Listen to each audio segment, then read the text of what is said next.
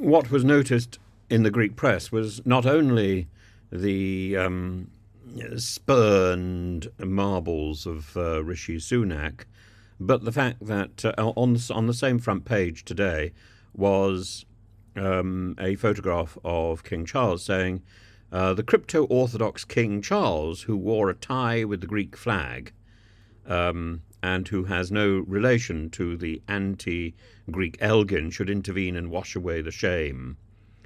Below the more alarming text is, this is the only way to answer to the insult of the rat-faced Prime Minister of the UK, the mouthpiece of Goldman Sachs, Rishi Sunak, towards the grandeur of ancient Hellenic civilization.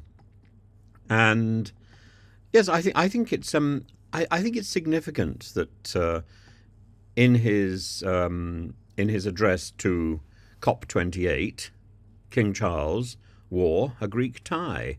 The Prime Minister has denied throwing a hissy fit when he cancelled a meeting with the Greek Prime Minister, though he explained that he thought Kyriakos Mitsotakis was grandstanding about the return of the sculptures, and the king has clearly found a way in what he wears, rather like his mother did, to comment on the political controversy, sporting a red and blue tie and handkerchief today, and the pattern of the tie reflects the colours of the Greek flag, its distinctive cross, the symbol of Eastern Orthodoxy, and it's a country that the king knows well. He speaks the language, as indeed did his father. His father was born into Greece on a kitchen table in Corfu,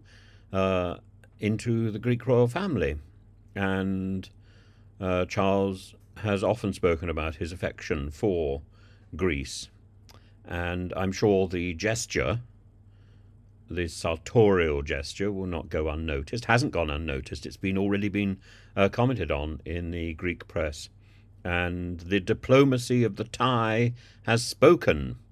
And Prototherma said it could be interpreted as a show of support for our country, and the old tie speaks volumes.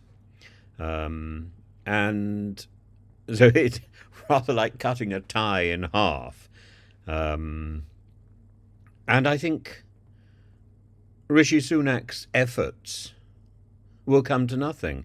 George Osborne has been speaking routinely with people from the Greek government about a potential arrangement, and it's Osborne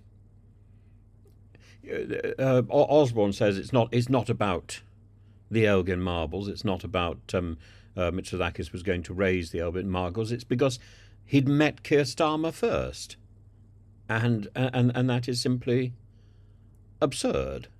A busy international